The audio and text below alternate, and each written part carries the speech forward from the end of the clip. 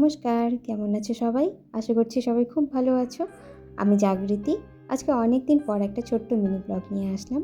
তো গরম তো ইদানিং খুব পড়েছে। এত গরম, গরমের চোটে গাছপালাগুলোও কেমন নেতিয়ে যায় ভালোভাবে 2 টাইম যদি জল না দেওয়া হয়। আর এমনি তাছাড়াও গরমকালে কিন্তু ফুলও ফোটে খুব। আমারও ছাদ বাগানে দেখতেই পারছো কত ফুল হয়েছে। আমার আবার গাছপালা লাগানোর খুব শখ আছে। যতটা পারি আমি লাগাতে পারি, দেখভাল করি, কারণ গাছপালাগুলোকে ভালো মতো একদম বাচ্চার মতোই দেখতে হয়, কেয়ার করতে হয়, তাহলেই ফুল ফল দেয়। তারপরে এই জবা ফুলের গাছটি তোমরা দেখতেই পারছো, বেগুনি কালারের ফুল হয়, কিন্তু প্রচুর পরিমাণে মিলিবাগ ধরেছে। আমি বুঝতে পারছি না গাছটাকে কি করে বাঁচাবো। তোমরা যদি জেনে থাকো কোন ওষুধ দিলে পরে সব সরে যাবে, তাহলে আমাকে নিশ্চয়ই কমেন্টে জানাবে। তো এটি হলো আমার গোলাপ ফুলের গাছ। এখন গোলাপ ফুলেও প্রচুর ফুল দিয়েছে।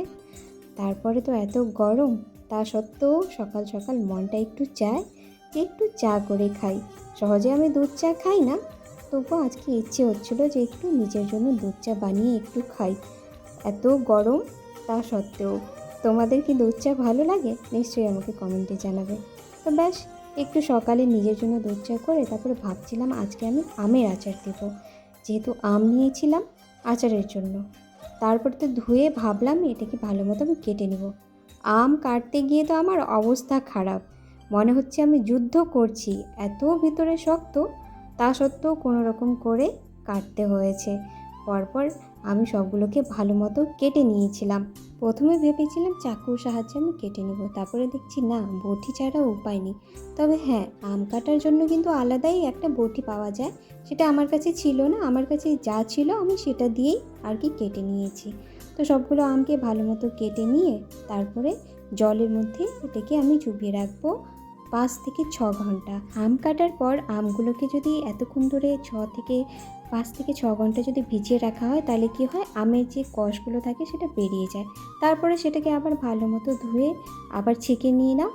তারপরে একটা ভালো কাপড় দিয়ে সেটাকে মুছে নিয়েছি, যাতে আমের গায়ে এক ফোঁটা জল না থাকে, কারণ জল যদি লেগে থাকে তাহলে আমের আচার কিন্তু নষ্ট হয়ে যায়।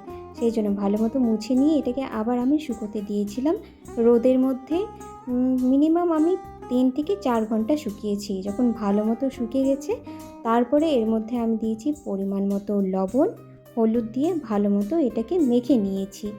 আর আমি আচার বানাচ্ছি এইসব কিন্তু আমি শিখেছি আমার মায়ের কাছে। কালকে আরেকটা আচারের রেসিপি শেয়ার করব, যেটা আমার মা স্পেশাল বানাতো, ওটা আমার একদম স্পেশাল মায়ের হাতে। তারপরে ভালো মতো লবণ হলুদ দিয়ে আমি 7 ঘন্টা শুকিয়েছি।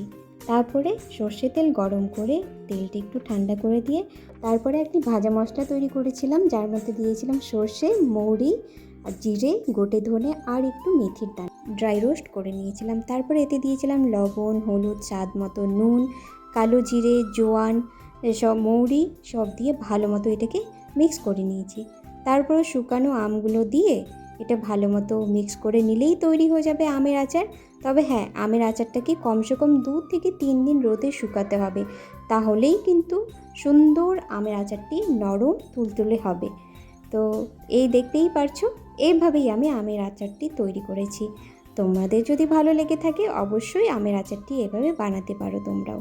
তো ফাইনালি 2-3 দিন শুকানোর পর আমের আচারটি আমার তৈরি হয়ে গেছে, একদম নরম তুলতুলে হয়েছিল। তো কেমন লাগলো তোমাদের এই রেসিপিটি সবাই অবশ্যই আমাকে কমেন্টে জানাবে। সবাই খুব ভালো থাকবে, আবার দেখা হবে অন্য ভিডিওতে।